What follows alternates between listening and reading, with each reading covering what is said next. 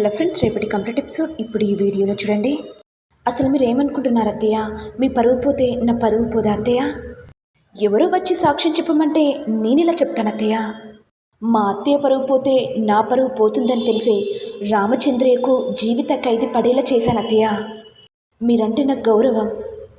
మిమ్మల్ని కాదనకుండా నేను ఇలా చేస్తాను అత్తయ్య. కానీ మీరేమో నా మీద అనుమానం పెంచుకున్నారు. మరి నేనేంటో మీకు కూడా తెలుసు కదా అత్తయ్య. అయ్యో కూడలా, నిన్ను తప్పు పట్టాలన్న ఉద్దేశం నాకెందుకుంటుంది?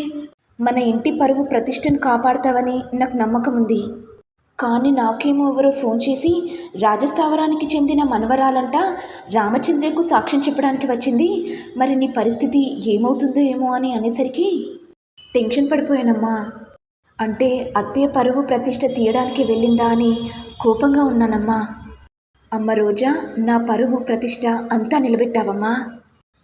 మీకు ఇంకో విషయం చెప్పడం మర్చిపోయాను అత్తయ్య. కోర్టులో మీకు వ్యతిరేకంగా ఆ రామచంద్రకు అనుకూలంగా మాట్లాడేది ఎవరో తెలుసా? లాయర్ చంద్రిక ప్రేమ్ కుమార్, మీ చిన్న కుమారుడు ప్రేమ్. ఇది విని రమాదేవి, అరుణ్ ఒక్కసారిగా షాక్ అవుతారు. మరి మీకు కూడా తెలియకుండా కోర్టులో వాదిస్తున్నాడు కదా, మరి మీరేం చేస్తారు అత్తయ్య? నేను రామచంద్రయ్యకు సపోర్ట్గా మాట్లాడానని నన్ను బయటికి గెంటేయాలని చూస్తున్నారు. మరి ప్రేమేమో రామచంద్రయ్యకి కోర్టులో ముద్దాయిగా వాదిస్తున్నాడు. మరి మీరేం చేస్తారత్తయ్య అని అంటుండగా ఇంతలో ప్రేమ్ రాగానే ఇక రమాదేవి కోపంతో, ప్రేమ్ ఆగు, మళ్ళీ నువ్వు నల్ల కోట్ వేసుకున్నావా? నాకు వ్యతిరేకంగా ఆ రామచంద్రయ్యకు సపోర్ట్గా మాట్లాడుతున్నావా? అన్యాయంగా రామచంద్రయ్యను ఇరికించారని తెలిసి వాదించడానికి వెళ్ళానమ్మా. నోర్మి, అసలు నువ్వు తల్లికి వ్యతిరేకంగా మాట్లాడతావా అనుకుంటూ రమాదేవి ప్రేమ్ చెంప పగలగొట్టి, పోరా ఇక్కడి నుంచి, ఇంకోసారి ఈ ఇంటి గడప దొక్కకు, అర్థమైందా? ఈ రమాదేవి పర్వే తీయాలనుకున్నావు. అసలు నువ్వు నా కడుపులా ఎందుకు పుట్టావురా అని ఇప్పుడు బాధపడుతున్నాన్రా. చూసావా అరుణ్ నా కోసం ఎంత కష్టపడుతున్నాడో? తల్లి ఎంత పెద్ద తప్పు చేసినా సరే నా అరుణ్ నాకు సపోర్ట్గా ఉంటాడు. కానీ నువ్వు తల్లి పరువే తీయాలనుకున్నావు. అసలు నువ్వు మనిషివేనా? ఇది విని ప్రేమ్ కోపంతో, అమ్మ ఎప్పుడైనా సరే నేను ధర్మం వైపే ఉంటాను. ఇప్పుడు కాకుండా ఎప్పుడైనా ధర్మమే గెలుస్తుందమ్మా. ఏంట్రా ఈ అమ్మ ముంగటిని బాగానే మాటలు మాట్లాడుతున్నావు? నా మీద ఒట్టేసి చెప్పావు ఈ నల్ల కోట్ వేసుకునని. అంటే ఈ అమ్మ చనిపోయినా పర్వాలేదా? నువ్వు న్యాయం కోసం పేద ప్రజలకు సహాయం చేయాలనుకుంటున్నావా? ఇప్పుడే చెప్తున్నాను ప్రేమ్, ఈ అమ్మ కావాలంటే నువ్వు నల్ల కోట్ వేసుకోవద్దు. ఈ అమ్మ పరువు ప్రతిష్ట తీయాలనుకుంటే ఇక్కడి నుంచి వెళ్ళిపో. ఇక ప్రేమ్ బాధపడుతూ, అమ్మ నువ్వు నాకు కావాలమ్మా. మరి నా మీద ఇష్టం ఉన్నాక నువ్వు కోట్ను ఎందుకు ధరించావు? నాకు ప్రమాణం వేసి చెప్పు, రామచంద్రయ్యకు వాదించడానికి వెళ్ళనని. అప్పుడే ఈ అమ్మ నీతో మాట్లాడుతుంది.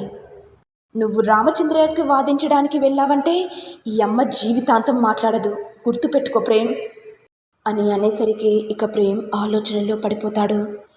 ఇప్పుడు నేనేం చేయాలి? అమ్మ ప్రేమ కోసం ఇక నేను కోర్టు దగ్గరికి వెళ్ళొద్దు. మరి రామచంద్రయ్య ఏ అన్యాయం చేయలేదు. న్యాయం కోసమైనా కోర్టు దగ్గరికి వెళ్ళాలనా, న్యాయం గెలిపించాలనా అని ఆలోచిస్తూ ఉండగా ఇంతలో హర్ష వచ్చి, రే ప్రేమ్ ఎందుకు బాధపడుతున్నావురా? రామచంద్రయ్య ఎలాంటి వాడో నాకు బాగా తెలుసు. నేను ఈ స్టేజ్లో ఉండడానికి గల కారణమే రామచంద్రయ్య. అలాంటి రామచంద్రయ్యకు అన్యాయం చేయాలని చూడకు. నువ్వు కోర్టులో రామచంద్రయ్యకు సహాయం చేయి. కోర్టులో న్యాయవాదిగా వాదించు. ధర్మం ఇప్పుడు కాకపోయినా ఎప్పుడైనా గెలుస్తుంది. మీ అమ్మంటావా, చిన్నప్పటి నుంచి చూస్తున్నాను. అరుణ్ మీద ప్రేమ చూపించినట్టుగా నీ మీద ప్రేమ చూపించలేకపోయింది. ఎందుకంటే మీ అమ్మకు చెప్పిన పని అరుణ్ మాత్రమే చేస్తాడు, కానీ నువ్వు చెయ్యవు. కాబట్టి నువ్వు అమ్మ ప్రేమ పొందాలనుకుంటే ఈ నల్ల కోట్ని ధరించకు. నువ్వు న్యాయం వైపే ఉండాలనుకుంటే, న్యాయమే గెలవాలనుకుంటే ఈ నల్ల కోట్ని ధరించు ప్రేమ్ అని అనగానే ఇక ప్రేమ్ తన తండ్రి ఒడిలో పడి ఏడుస్తూ ఉండిపోతాడు. ఇటు రోజా ప్రేమ్ దగ్గరికి వచ్చి, ఏంటి ప్రేమ్ ఏం ఆలోచించుకున్నావు? మళ్ళీ కోర్టుకు వెళ్ళి రామచంద్రయ్యకు వాదించడానికి వెళ్తావా, లేకపోతే అమ్మ ప్రేమ కోసం ఇక్కడే ఉంటావా? వదిన, నీ గురించి నాకు అర్థమైంది. అసలు నువ్వు యువరానివి కాదని నాకు ఎప్పుడో తెలిసిపోయింది. నువ్వెవరో, నీ గురించి ఏంటో అంతా తెలుసుకుంటాను. నీ వల్ల మా అమ్మ నన్ను బయటికి గెంటేసింది. ఏదో ఒక రోజు నీ నిజ స్వరూపం కూడా మా అమ్మకు చెప్తాను. ఏంటి ప్రేమ్, బ్లాక్మెయిల్ చేస్తున్నావా? నేను యువరాణిని, రాజస్థావరానికి చెందిన మనవరాల్ని. ఆల్రెడీ అప్పుడే చెప్పాను కదా కోర్టులో కూడా. మరి తెలిసి కూడా ఎందుకలా మాట్లాడుతున్నావు ఫ్రెండ్? వదిన, నువ్వు రాజస్థావరానికి చెందిన మనవరాల్ని కాదని ఎప్పుడో తెలిసిపోయింది.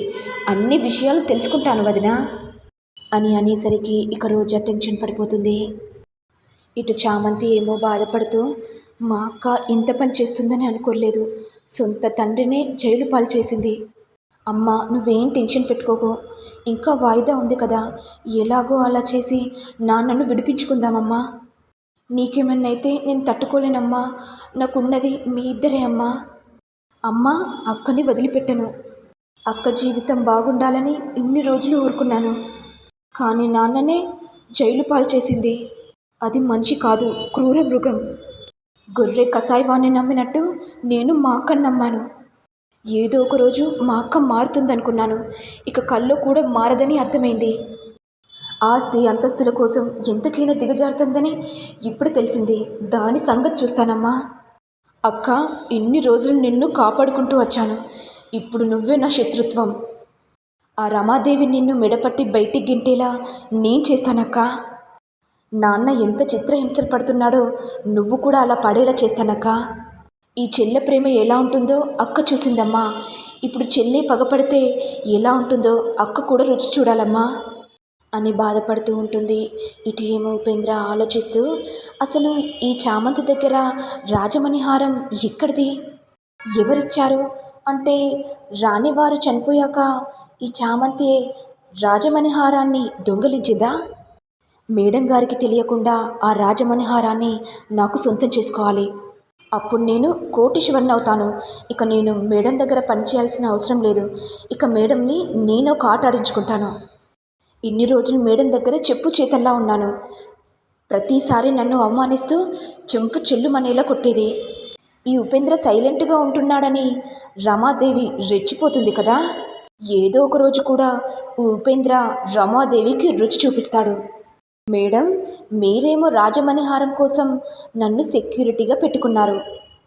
కానీ నేనేమో ఆ రాజమణిహారాన్ని ఎలా దక్కించుకోవాలని పాటలు పడుతున్నాను. ఇప్పుడు తెలిసిపోయింది కదా చామంతి దగ్గరుందని. చామంతి, నిన్ను వదిలిపెట్టను. ఎలాగైనా సరే ఆ రాజమణిహారాన్ని నేను సొంతం చేసుకుంటాను. ఆ తర్వాత రాజమణిహారాన్ని సొంతం చేసుకొని ఇక మేడం గారిని ఎలా బ్లాక్మెయిల్ చేస్తానో చూడు అని ఉపేంద్ర మనసులో అనుకుంటాడు. మరి నెక్స్ట్ ఎపిసోడ్లో ఏం జరుగుతుంది? చామంతి రోజాతో ఎలా ఆడుకుంటుంది? చామంతి వలలో రోజా చిక్కుకుంటుందా అనేది నెక్స్ట్ ఎపిసోడ్లో చూడాలి. మరి మీకు వీడియో కనుక నచ్చినట్లయితే లైక్ చేయండి, షేర్ చేయండి, సబ్స్క్రైబ్ చేయండి. Thank you all.